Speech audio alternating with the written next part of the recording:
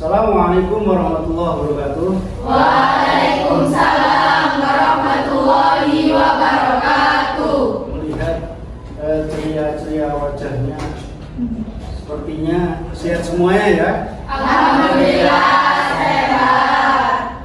Siap untuk mengikuti pelajaran?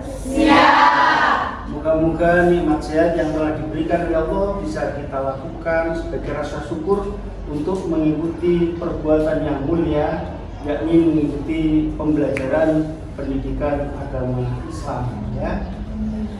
Anak-anak, sebelum kita mulai, marilah kita mulai pembelajaran ini dengan menyanyikan lagu kebangsaan Indonesia Raya yang akan disampaikan oleh Ananda Najwa. Kepadanya disilahkan.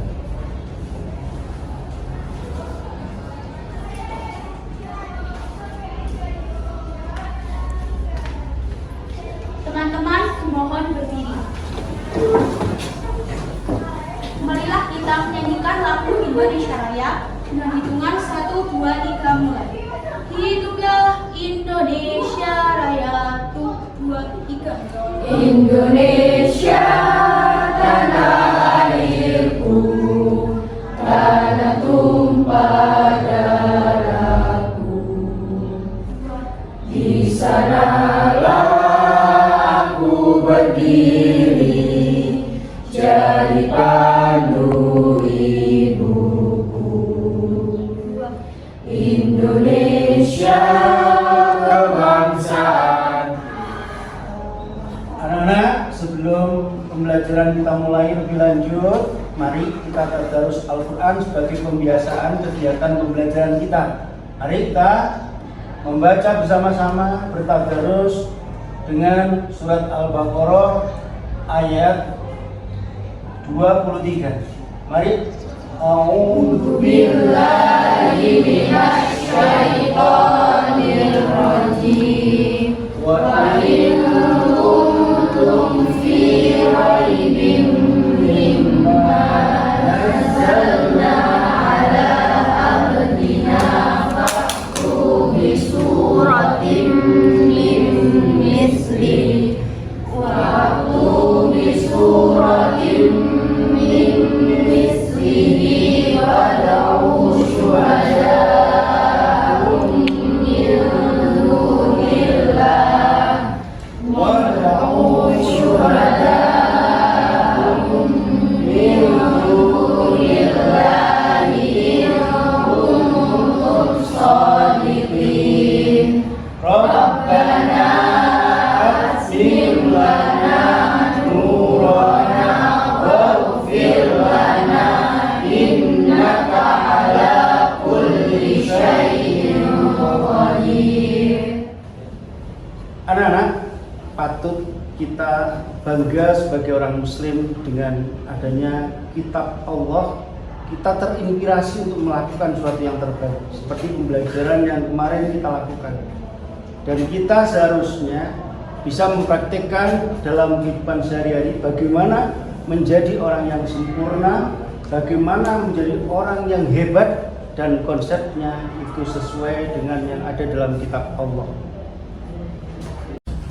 Oke anak-anak, tadi sudah biasa kita lakukan ya, dan doa juga kita lakukan. Semoga apa yang kita lakukan diberikan manfaat dari Allah Subhanahu wa taala. Anak-anak, saya ingin mengecek kehadiran kalian ya.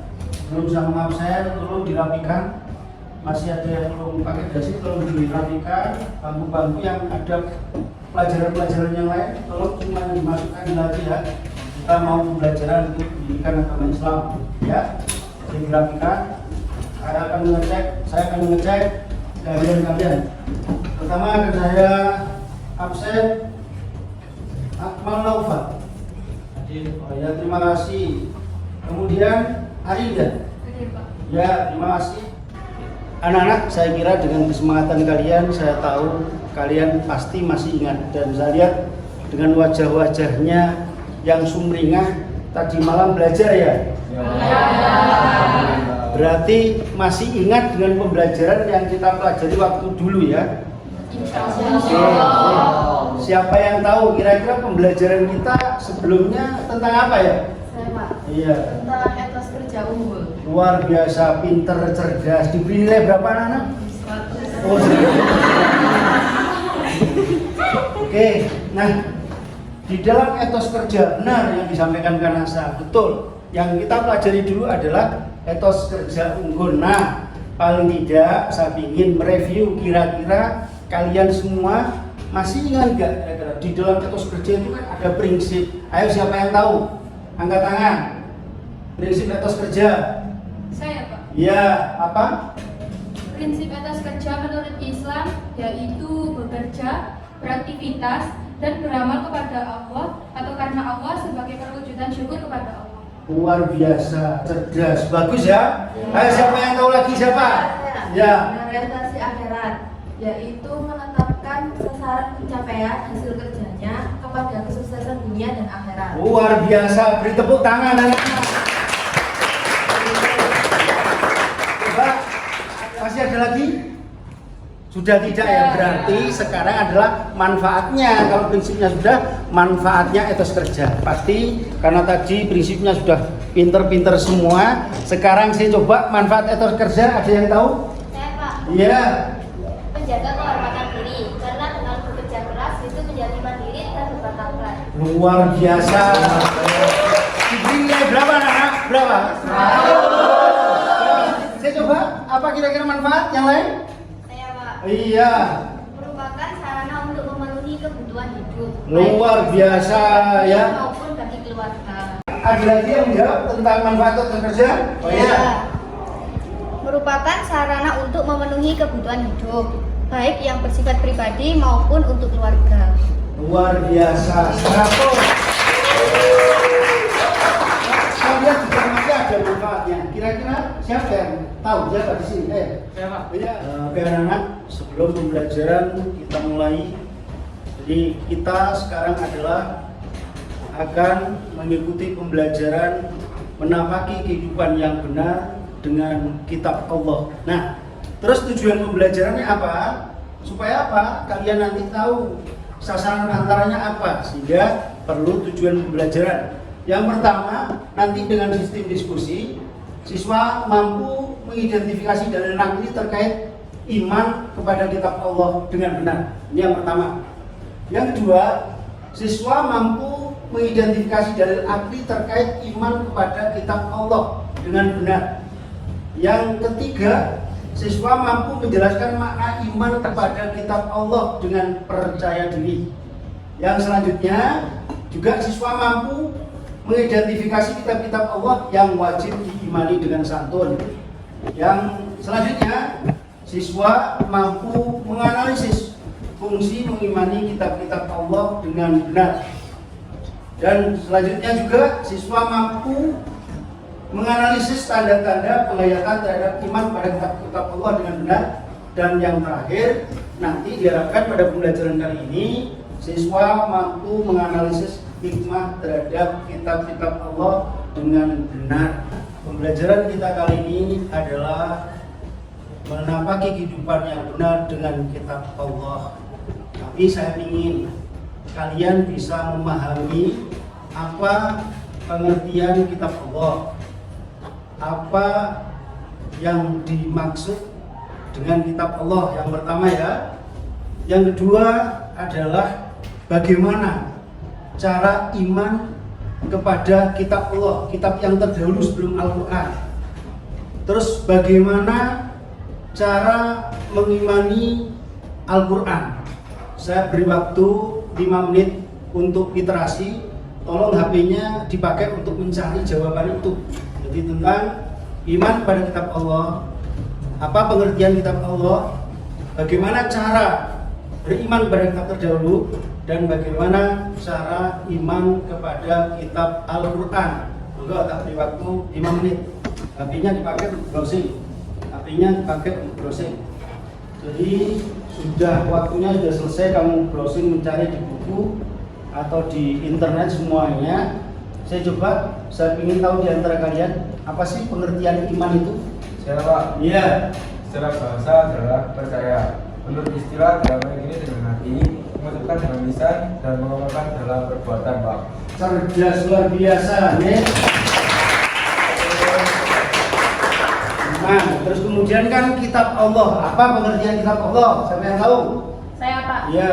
Kitab Allah yaitu kumpulan firman Allah yang dituliskan. Kitab Allah diturunkan kepada Rasul Allah melalui malaikat Jibril untuk disampaikan ke umat manusia. Luar biasa, cerdas semuanya.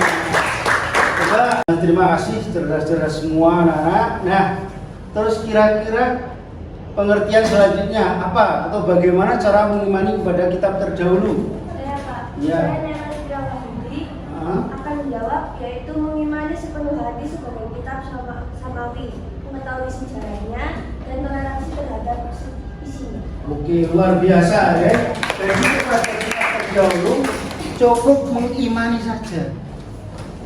Anak-anak, coba perhatikan gambar yang ada ya. Nanti tolong dianalisis setiap gambar per gambar ya. Ini untuk individu semuanya ya. Dianalisis nanti apa yang dimaksud gambar ini dan ini. Saya beri waktu 5 menit untuk melihat dan menganalisis ada pesan apa di balik gambar tersebut.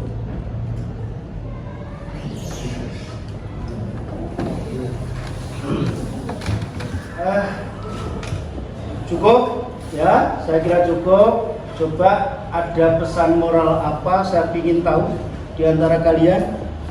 Yang pertama ini ya, Saya Pak. ya. Yang mengenai sejarah yang belas Pak. Yang gambar pertama itu adalah bentuk museum yang belum terbukukan dan juga masih di batu, pelepak rumah dan lain sebagainya. Luar biasa, cerdas pintar. Luar biasa. Nomor 2, kira-kira apa ini? Saya Pak. Iya, siapa namanya? Tiara. Oh iya. Itu gambar kedua adalah Al-Quran yang sudah terbukukan. Oke, pinter, cerdas. Nih, monggo lanjut. Kira-kira apa ini? Kenapa kira-kira? Saya Pak. Oh iya. Nabila Sifairunisa dan 18. Itu tentang mengapresiasikan nilai keimanan kepada Al-Quran untuk dibaca. Oke, untuk dibaca, pinter, luar biasa namanya. Cerdas ya jawabannya Syifa. Jadi ini apresiasi dari makna ketika Quran sudah terbukukan dan dibaca. Nah, apa kira-kira yang terakhir ini, gambar ini memberikan pesan moral apa? Ya. Saya lagi tidak mengikuti absen 19 dari gambar nomor 4 menggambarkan seseorang santri atau murid yang memahami dan mengkaji Al-Quran melalui guru agama. Luar biasa, cerdas namanya. Memang pesan moralnya itu harus digurukan, tidak boleh belajar Al-Quran hanya lewat rekaman ataupun yang lain. Nah, itu menjadi satu yang penting. Bagus, 100 ya. Terima kasih. Yang anak sesuai dengan tujuan pembelajaran yang kita bahas tadi, maka Pak Guru membentuk 5 kelompok ya. Untuk kelompok pertama akan membahas dan mendiskusikan tentang hubungan Al-Quran dengan kitab suci yang lainnya. Yang kedua juga untuk kelompok yang pertama, yakni perbedaan Al-Quran dengan kitab yang lain. Itu untuk kelompok pertama ya. Terus kemudian kelompok kedua, kelompok ini ya Pak ya? Oke, yakni mencari pengertian mushaf dan suhuf ya, didiskusikan ya. Terus yang kelompok ketiga ya, kelompok ketiga ini dapat pengertian Al-Quran. Terus yang kedua tujuan pokok Al-Quran ya. Jadi yang pertama pengertian Al-Quran, tujuan pokok Al-Quran, dan kedudukan Al-Quran. Untuk kelompok 4 ya, kelompok 4 ya diperhatikan untuk membahas masalah kandungan isi Al-Quran dan bukti kebenaran Al-Quran, kelompok 4 ya. Dan yang kelompok terakhir ya, kelompok terakhir itu akan membahas tentang tujuan diturunkannya Al-Quran pertama. Yang kedua, cara Al-Quran mencapai tujuan. Nah, saya beri waktu 15 menit. Cukup apa enggak? Cukup ya, 15 menit. Mohon sekarang mendiskusikan dari tugas diskusi akan Bapak bagikan kepada kalian. Ayo, Bapak. Sebelum diskusi dimulai anak-anak, saya berikan lembar kerja diskusi yang dituliskan di sini hasil diskusinya ya. Ya.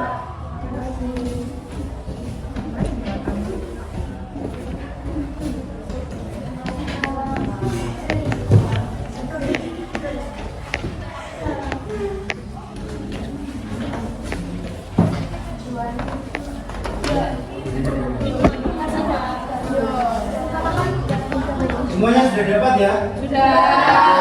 Ya, kita beri waktu 15 menit. Cukup ya? Insyaallah. Oke, segera dimulai.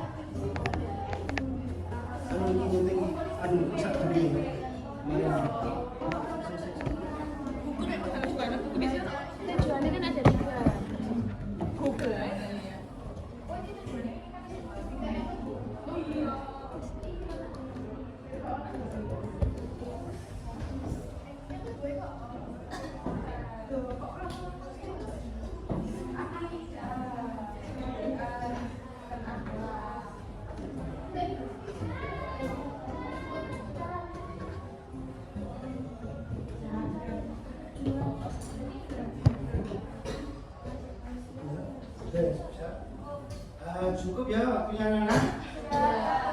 Dan nanti tolong dipresentasikan setiap kelompok yang mewakili dari setiap kelompok yang kami bagi ya. Jadi setiap kelompok yang kami bagi nanti maju ke depan satu di antara kelompok-kelompok yang sudah terbagi ya.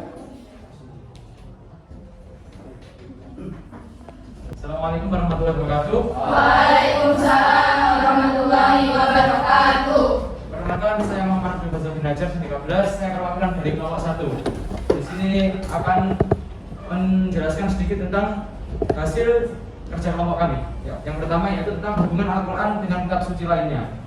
Adapun hubungan Al-Quran dengan kitab suci lainnya, yang pertama yaitu menjadi saksi kebenaran atau asalkan tidak bertentangan dengan isi Al-Quran dan menjadi tolak ukur atau barometer kebenaran terhadap kitab-kitab sebelumnya. Kemudian yang kedua menjadi solusi, menjawab dan menjelaskan perbedaan antara perselisihan yang muncul di antara para penganut agama sesuai dengan Quran Surat An-Nahl. Yang ketiga, mengoreksi isi kitab suci sebelumnya yang sudah diubah sendiri oleh pemeluknya dengan berbagai kepentingan duniawi dan oleh manusia yang ingkar, antara lain satu, keyakinan tentang Trinitas. Keyakinan ini ditolak dengan keras oleh Al-Quran, sebagaimana isi kandungan Quran Surat Al-Maidah ayat 73. Kemudian yang kedua yaitu perbedaan Al-Quran dengan kitab suci yang lainnya. Berikut ini perbedaan Al-Quran dengan kitab suci yang lainnya. Yang pertama, Al-Quran menjadi satu-satunya kitab suci yang masih utuh dan dijamin keasliannya. Sebaliknya, kitab suci lainnya sudah tidak utuh, tidak ada naskah aslinya dan mengalami banyak perubahan, penyimpangan dan pengurangan sekaligus penambahan. Yang kedua, Al-Quran menjadi satu-satunya standar yang paling layak untuk dijadikan sebagai pedoman kebenaran bagi umat manusia karena mengandung kebenaran mutlak yang bersumber dari Allah Subhanahu wa taala. Hal ini dapat dikaji dalam isyarat ilmiah yang dikandungnya semakin terbukti kebenarannya. Misalnya, penciptaan alam semesta dalam 6 hari atau periode. Matahari memancarkan sinar, sementara cahaya bulan adalah cahaya pantulan. Selanjutnya itu Fir'aun mati tenggelam saat berusaha mengejar Nabi Musa alaihissalam, yang juga terdapat dalam Quran surat Yunus ayat 92. Sedangkan kitab suci lainnya tidak bisa dijadikan standar kebenaran karena sudah banyak intervensi oleh tangan jahil manusia dalam bentuk penggantian ataupun perubahan. Yang ketiga, Al-Quran satu-satunya kitab suci yang ditulis sejak masa turunnya dan dihafal oleh ratusan bahkan ribuan hingga jutaan umat Islam. baik itu dari masa Rasulullah SAW, sahabat, tabi'in maupun umat Islam yang saat ini masih hidup, sehingga keasliannya dan redaksinya benar-benar terjamin. Mungkin itu saja presentasi saya dari perwakilan kelompok 1. Jika ada kurang lebihnya mohon maaf. Sekian dari saya. Wassalamualaikum warahmatullahi wabarakatuh. Luar biasa hasil diskusinya ya, betul-betul kompak sehingga memberikan kesimpulan yang luar biasa. Untuk selanjutnya hasil diskusi dari penugasan kelompok 2 kepada yang mewakili, disilakan.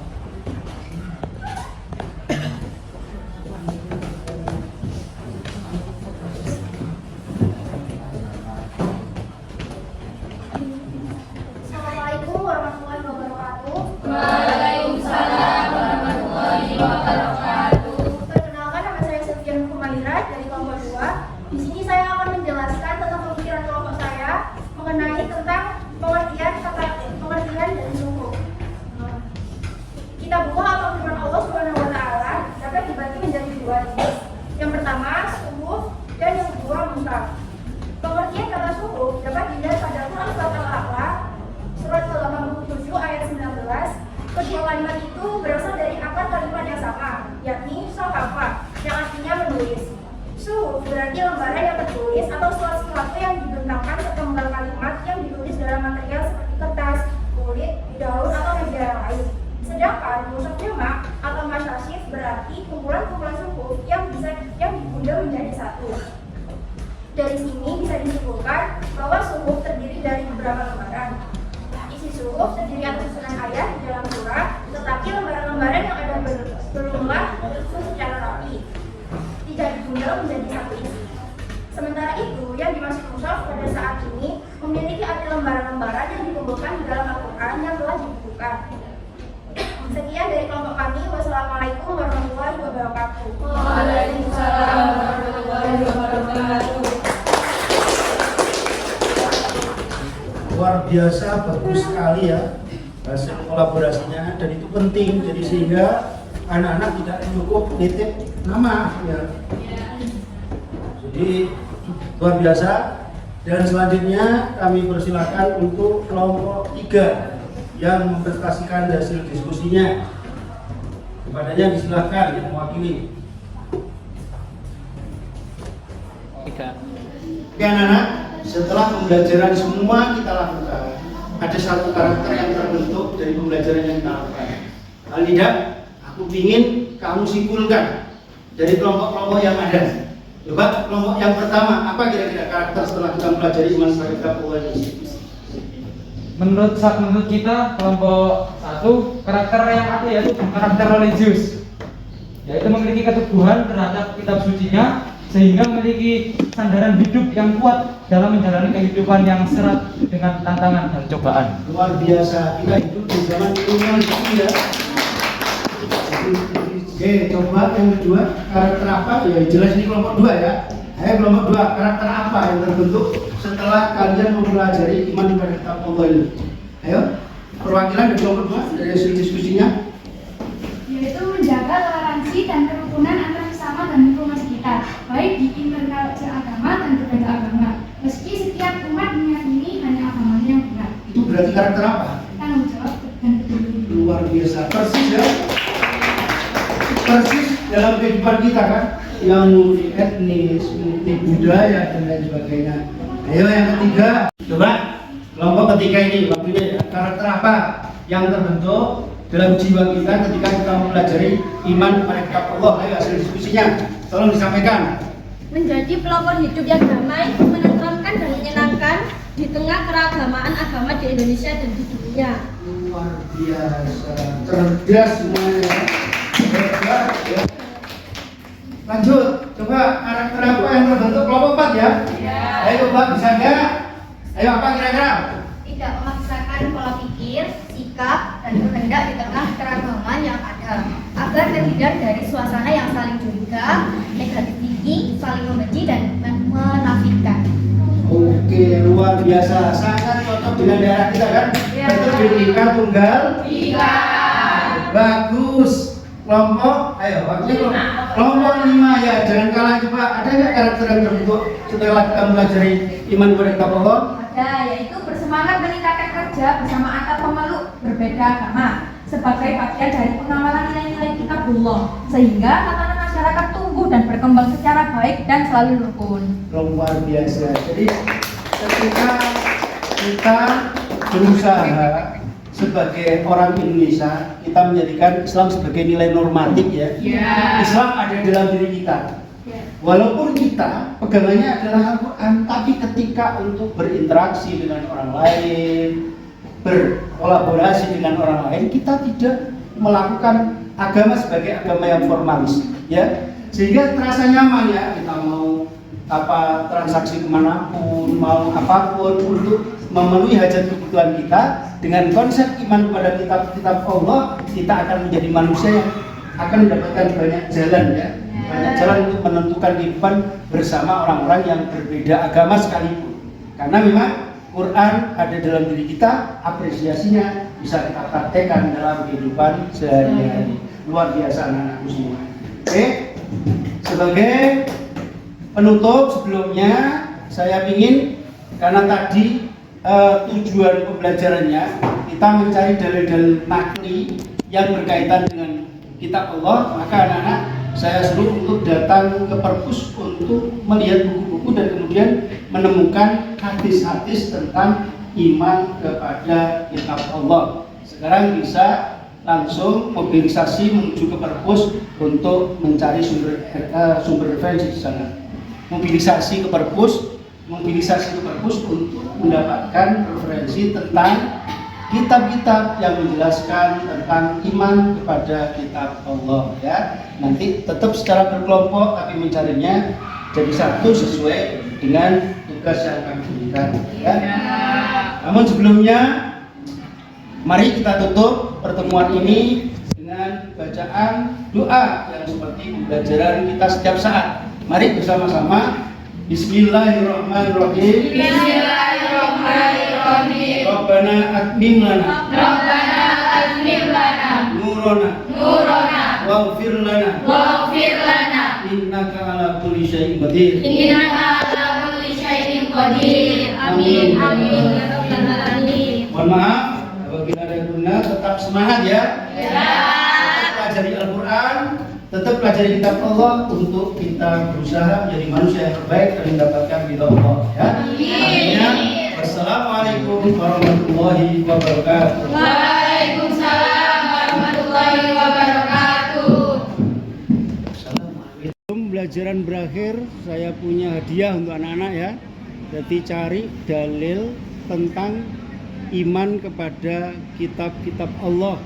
Jadi kalian seluruh kelompok pergi ke perpus untuk mencari dalil tersebut, mencari sumber referensinya dari kitab-kitab hadis ya. Dari saya beri waktu 15 menit ya. Silahkan mulai sekarang pergi ke perpus ya untuk mencari sumber referensi tersebut.